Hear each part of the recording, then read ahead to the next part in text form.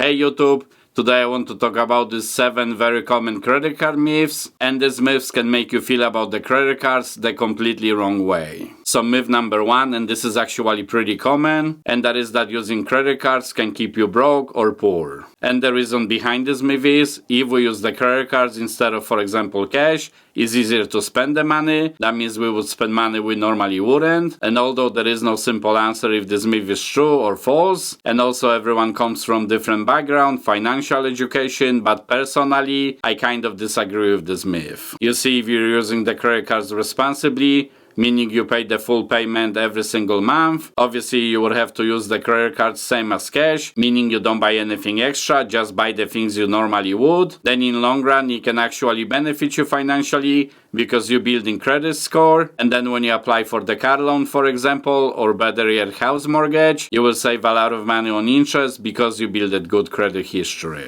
Second myth, and this is very common one too, and the myth is that carrying the balance on the credit cards will actually increase your credit score.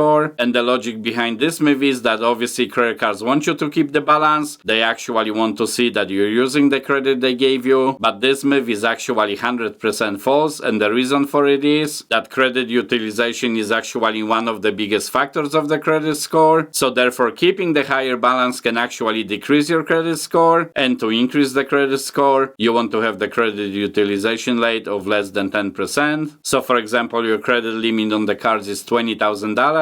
You don't want to have the balance more than $2,000, and the lower the better. Myth number 3, and a lot of people believe this too, and that is that from the accumulated points from the credit cards, you will be able to travel for free. Now yes, sometimes this could be almost true, it's never 100% though, and the reason is even if these points cover the hotel, the airplane travel, a lot of times you will still have additional expenses, from food outside of the hotel for example, to some parking, to attractions, to other charges. So while most of your cost of the travel could be covered, but you will never be covered to the point where you have zero expenses from your own pocket. And also the caveat with this miles is that actually some credit cards have point redeeming restrictions, which then again will cost you some money out of pocket also. Myth number 4 is that you should close all the credit cards you no longer use. And here is my opinion why this is not such a good idea. You see, the length of the credit history is kind of important too. Obviously, it's not as important as paying the bills on time generally, or even having low credit utilization ratio, but it still counts. So let's say you have some credit card that you don't pay any fees for it. I don't think there is actually any good reason to close it, because that card doesn't cost you anything, and actually when you close that account, it can actually increase your credit utilization. So using the same example from before,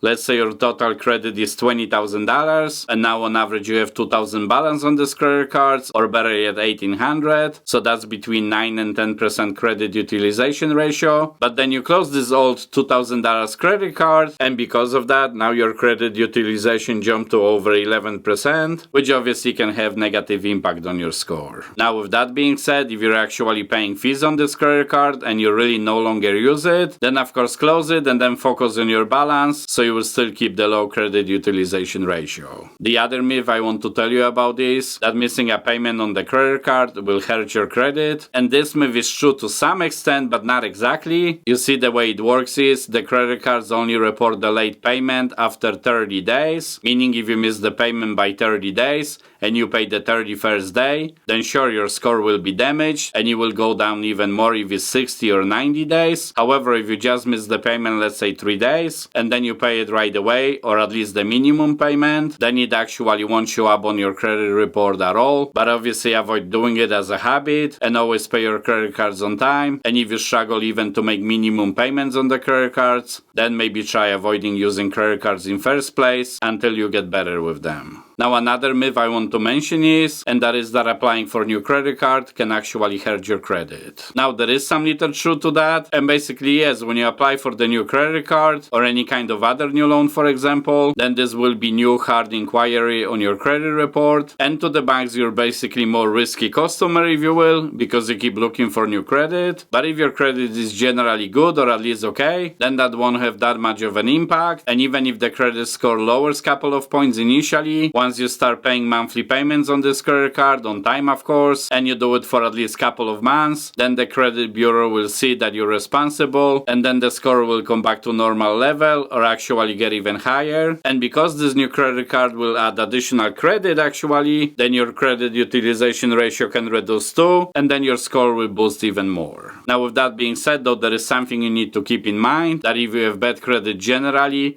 that first impact of opening the new credit card will be more severe, you will lose more points. But if someone has, for example, 6 or 7 years of good credit history, then that initial impact will be lower. And obviously if somebody has even longer history in good standing, like 20 years or so, then that impact will be very minimal. And myth number 7, and I hope you don't believe this one, and that's that spending more on the credit cards can earn you more cash rewards, for example. Obviously that statement itself is true, but you don't want to just spend extra money on the credit cards, maybe buy something you normally wouldn't, just to get the cash rewards for it, which is usually 1.5% to 2%, because if you're not gonna be able to pay the full statement balance because you bought these unnecessary things, you can then very quickly realize that getting this 1.5% cash back will not even do the justice, especially to the 20 or 22% interest you will have to pay on credit cards if you bought so many things that you can't even pay the statement in full. So thank you very much for watching, but definitely check this video next, especially